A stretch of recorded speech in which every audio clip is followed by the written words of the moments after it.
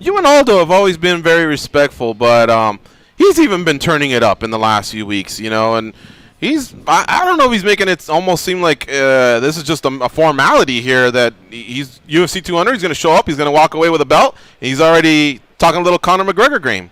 Yeah, you feel a little insulted by that?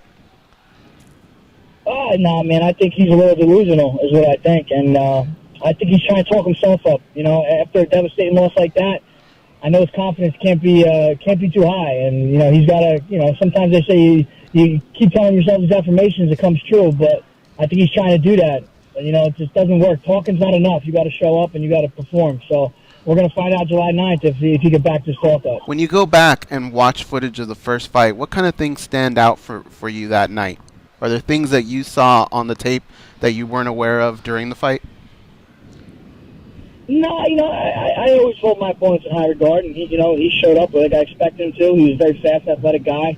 This is my first fight at 45, first time getting down to 45.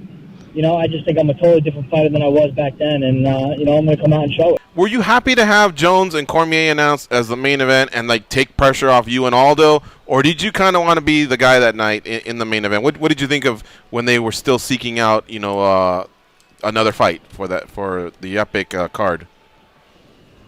Yeah, I always want to be the guy. I want to be the main event always, time in, time out. But, I get it. There's a lot of history with those two guys. A lot of, they're definitely going to talk it up, probably more than me and Aldo. And, me and Aldo is for the interim belt. So I understand why they went with them. But I do want to be the center of attention at all times. I mean, that's why I fight. I fight to be the main event, the main attraction all the time. Mm-hmm.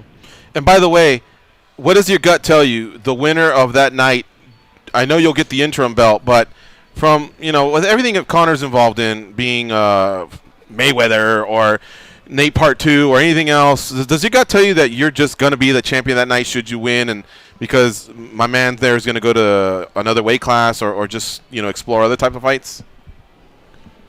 Yeah, I think this is for the real belt, and I don't think Conor's coming back down. I don't think he wants to come back down to 45. I think he knows there's a lot more to lose at 45 than he does anywhere else. Is he a big enough fight that you would chase him to 55 if he said, I'm a 55er now?